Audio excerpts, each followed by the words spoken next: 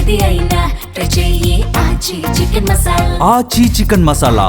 Career starting నుండి తమ core strength ఇదే అంటూ ఒకే జోనర్ లో సినిమాలు చేసిన దర్శకులు ఇప్పుడు రూట్ మారుస్తున్నారు.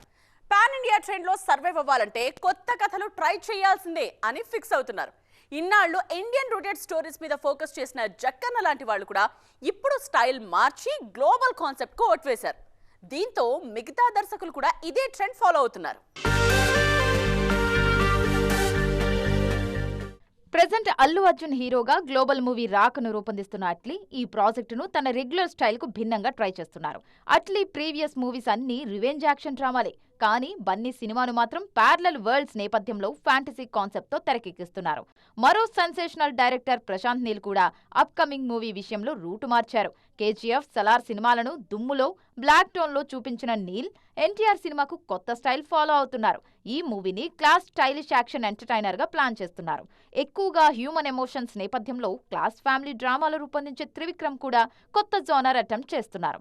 ప్రస్తుతం సెట్స్ మీద ఉన్న ఆదర్శ కుటుంబం పూర్తయిన తర్వాత కెరీర్ లో ఫస్ట్ టైం మైథలాజికల్ మూవీ చేసేందుకు రెడీ అవుతున్నారు. ఆ సినిమాతోనే పాన్ ఇండియా మార్కెట్ లోకి ఎంట్రీ ఇవ్వబోతున్నారు గురూజీ.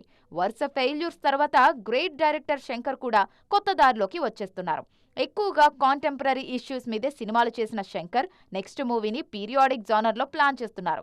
వేల్పరి నవల ఆధారంగా తెరకెక్కబోయే సినిమాతో ఫెయిల్యూర్స్ నుంచి బయటపడాలనుకుంటున్నారు. ఇలా టాప్ డైరెక్టర్స్ అంతా రూటు మారుస్తూ ఉండడంతో ఇండస్ట్రీలో కొత్త ట్రెండ్ కనిపిస్తోంది.